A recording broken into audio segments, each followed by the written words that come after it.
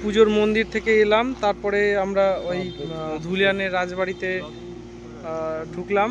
তো এখানে বলছে নাকি জমিদারের দুটো ছেলে ছিল, ছোট ছেলে বড় ছেলে, তাই এখানে লেখা আছে মানে তারই বংশধরী। এটা হচ্ছে বড় তরফ লেখাই আছে, আর ওইটা হচ্ছে ছোট তরফ,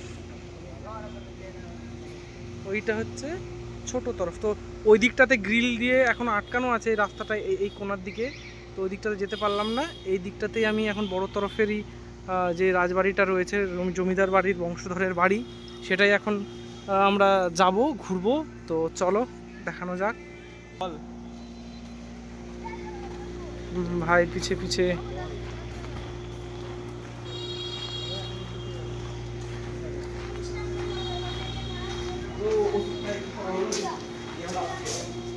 আরে বাবা, এটা কি?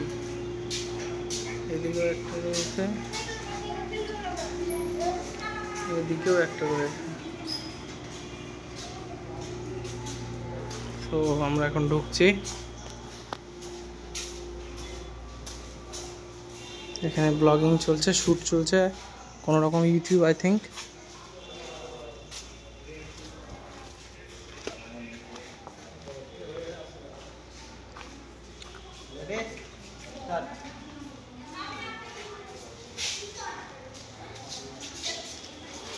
আই থিঙ্ক কোনো রকম শ্যুট চলছে হয়তো, বাট আমাদের এখানে মায়ের মন্দির রয়েছে।